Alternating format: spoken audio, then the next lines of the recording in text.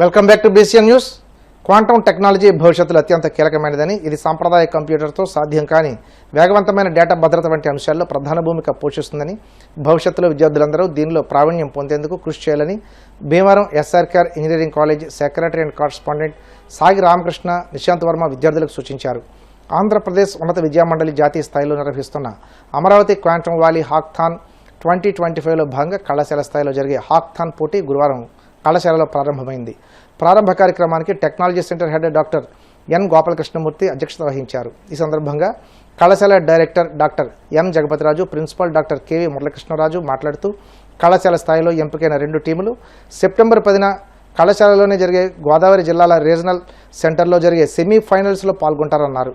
హాక్థాన్ విద్యార్థులలో సృజనాత్మకత, పరిశోధనాత్మకత దృష్టిని పెంపొందించడంలో ఒక అద్భుత వేదికని regional centre coordinator doctor N Gopalakrishnamurthy అన్నారు.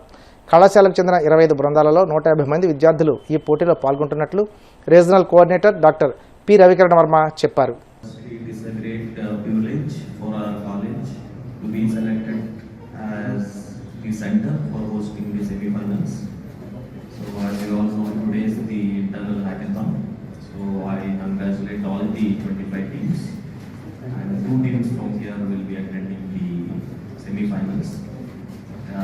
Gopi Garu told me all 25 teams are doing an excellent job.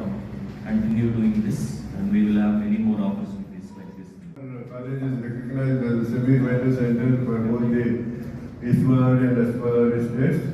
So I came to know that you are all very well experienced with the mentors and all these things.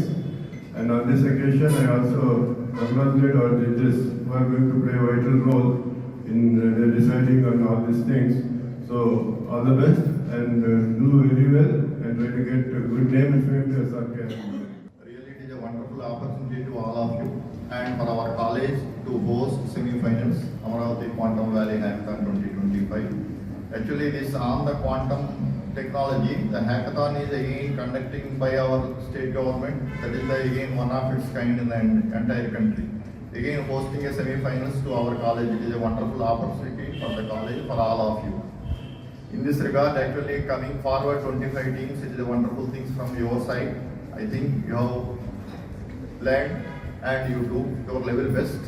Okay, your level best. Surely we may get a prize or not, that is a different one, but you will gain a knowledge and experience. That may. కలియుగ ప్రత్యక్ష దైవం తిరుమల శ్రీ వెంకటేశ్వర స్వామి వారిని Maharashtra governor, NDA కూటమి ఉపరాష్ట్రపతి అభ్యర్థి CP Radhakrishnan దర్శించుకున్నారు. ఆలయానికి చేరుకున్న ఆయనకు టీటీడీ చైర్మన్ బిఆర్ నాయుడు, అదనపు EO Venkaiah Chowdary, TUDA chairman, board సభ్యులు డాలర్స్ దివాకర్ రెడ్డిలు ఘన స్వాగతం పలికారు.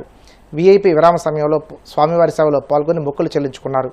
దర్శనానంతరం వీరికి రంగనాయకుల మండపంలో వేద పండితులు వేదాశీర్వచనం అందించగా ఆలయ అధికారులు స్వామివారి తీర్థ ప్రసాదాలు అందజేసి పట్టు వస్త్రంతో సత్కరించారు. முதற் கடவுளான விநாயக பெருமானுடைய அவதரித்த நாள் அவர் விநாயக சதுர்த்தி இன்றைக்கு நாடெங்கிலும் மிக சிறப்பாக கொண்டாடப்படுகிறது.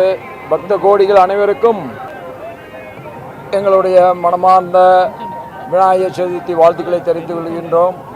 எல்லோரும் எல்லாம் பெற வேண்டும், அப்படி எல்லோரும் எல்லாம் பெற வேண்டும் என்கின்ற அந்த உயர்ந்த சிந்தனை எங்கள் உள்ளத்தை விட்டு ஒருபோதும் அகலாது இருக்க வேண்டும் என்று இறைவனை பிரார்த்திக்கின்றேன். இன்றைக்கு வெங்கடேச பெருமானை அவருடைய இடத்தில் வந்து தரிசித்தது மிகுந்த மகிழ்ச்சி அளிக்கிறது. எல்லோருக்கும் ఇరవనుடைய ఆశీం అరులు.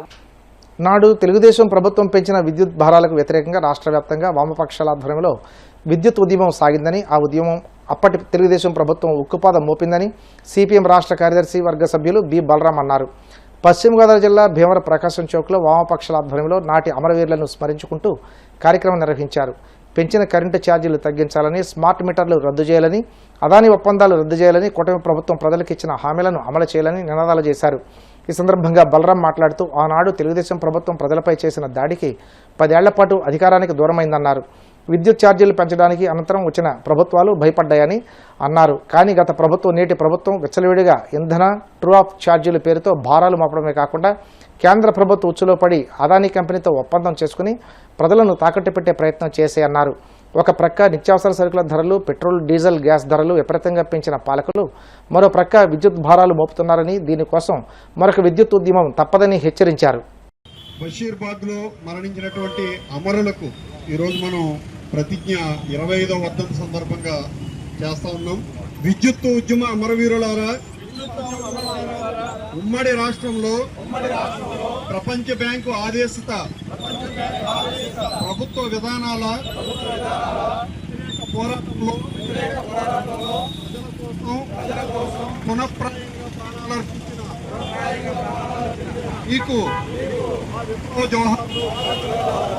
మీ త్యాగాలను వృధా కానబోబోమని మీరు చూపిన సమరశీల బాటలో రాష్ట్రంలో ప్రస్తుత ప్రభుత్వం కొనసాగిస్తున్న మోదీ ఆదానీల అనుకూల విద్యుత్ సంస్కరణలు, పెంచిన విద్యుత్ ఛార్జీలు, ట్రూ-అప్ ఛార్జీలు, తదితర ప్రజా వ్యతిరేక విధానాలపై పోరాడతామని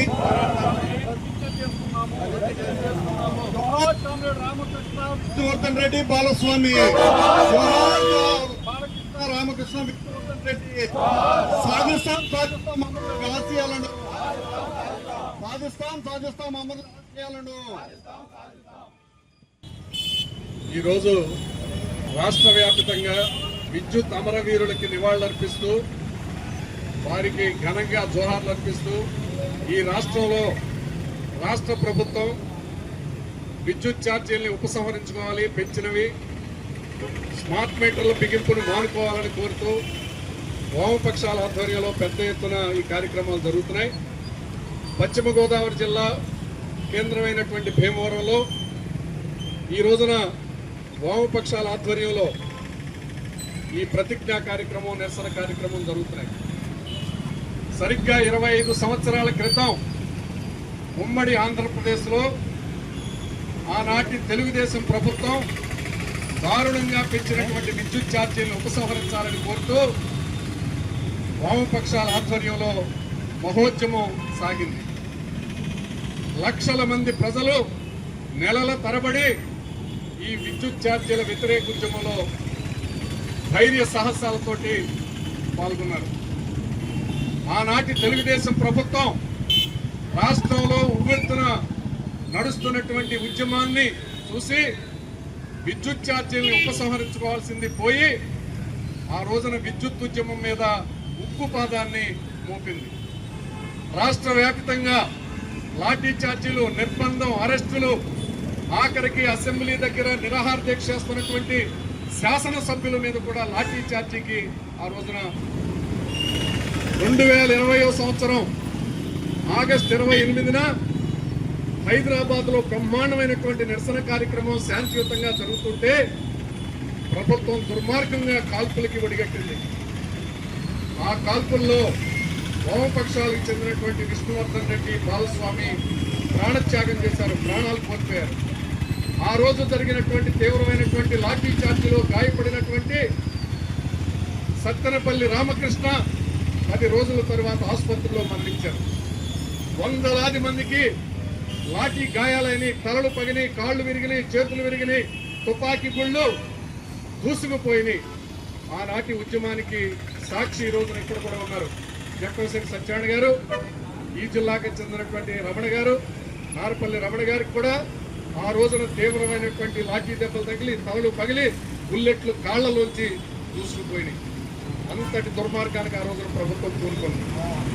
దానికి ప్రతిఫలంగా ఆ ప్రభుత్వం మూల్యం చెల్లించాల్సి వచ్చింది. 10 సంవత్సరాల పాటు అధికారానికి దూరంగా ఉండాల్సి వచ్చింది. ఆ తరువాత వచ్చినటువంటి ప్రభుత్వాలు విద్యుత్ ఛార్జీలను పెంచడానికి సాహసించలేకపోయినాయి. కానీ తరువాత వచ్చినటువంటి వైఎస్ఆర్సీపీ ప్రభుత్వం విద్యుత్ ఛార్జీలు పెంచడానికి పూనుకుంది.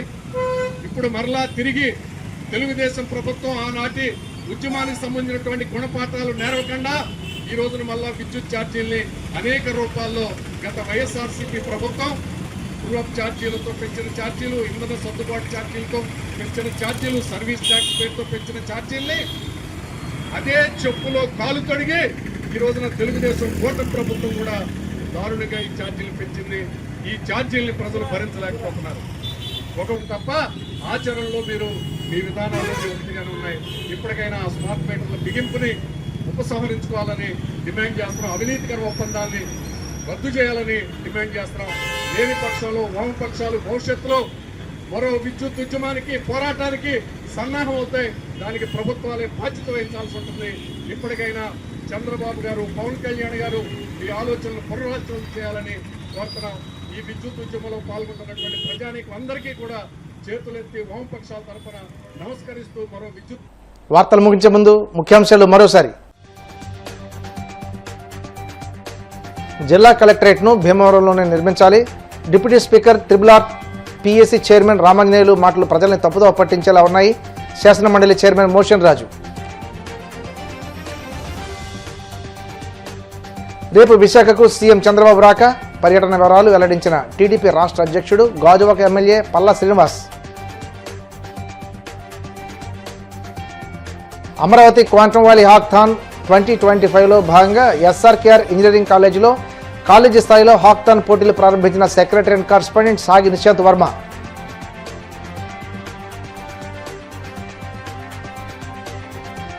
తిరుమల శ్రీవారిని దర్శించుకున్న మహారాష్ట్ర గవర్నర్, ఎన్డీఏ ఉపరాష్ట్రపతి అభ్యర్థి సిపి రాధాకృష్ణన్. ఆలయ మర్యాదలతో స్వాగతం పలికిన అధికారులు. ఈ వార్తలు ఇంతటితో సమాప్తం. మరిన్ని వార్తల కోసం BCN digital YouTube channel, Facebook page follow అవ్వండి. అప్డేట్ వార్తల కోసం ప్లీజ్ సబ్స్క్రైబ్.